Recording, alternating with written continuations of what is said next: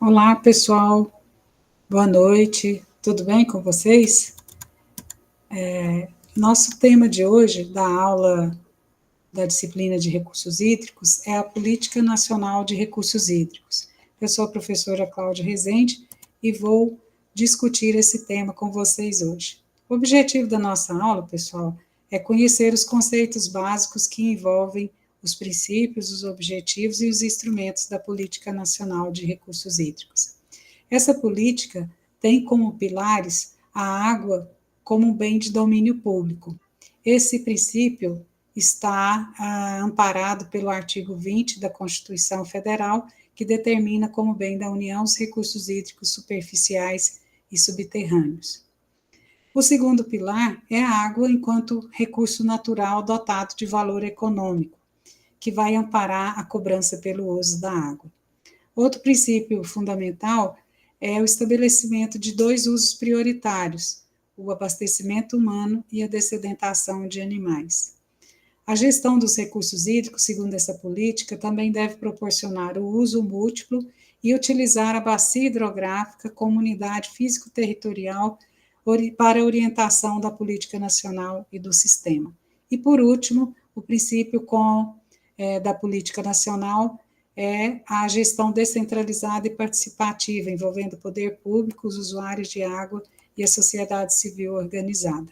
Então, o objetivo dessa política é garantir água em quantidade e em qualidade satisfatória para todos, integrar o uso, promover o uso integrado e racional dos recursos hídricos, prevenindo contra eventos críticos, né, como cheias e secas extremas.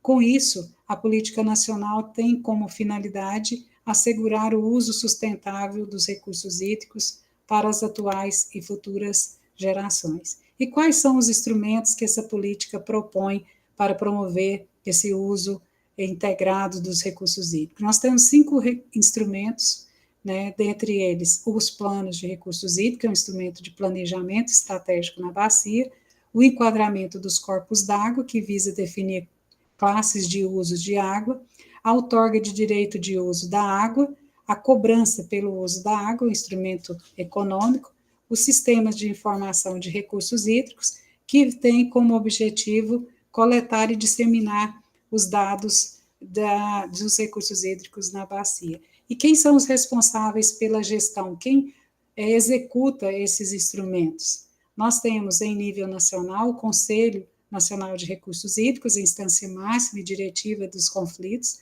os comitês de bacia hidrográfica, como sendo os fóruns de discussão, as agências de água, que são as instâncias técnicas e executivas dos comitês, e os órgãos estaduais e municipais.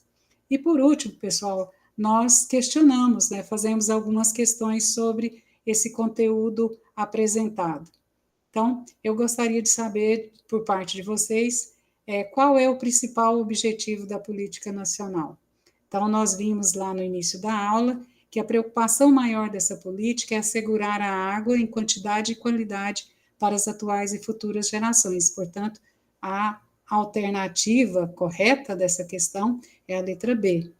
A segunda pergunta é sobre a unidade físico-territorial de gestão dos recursos hídricos. Então, nós temos aí, não é a área municipal nem estadual, são as bacias hidrográficas, áreas físico-territorial que promove a visualização do comportamento do ciclo hidrológico em relação à disponibilidade hídrica, né? E por último aqui, quais são os usos prioritários, né? Então, nós sabemos que em situação de escassez, abastecimento humano e dessedentação de animais são os 2 usos prioritários.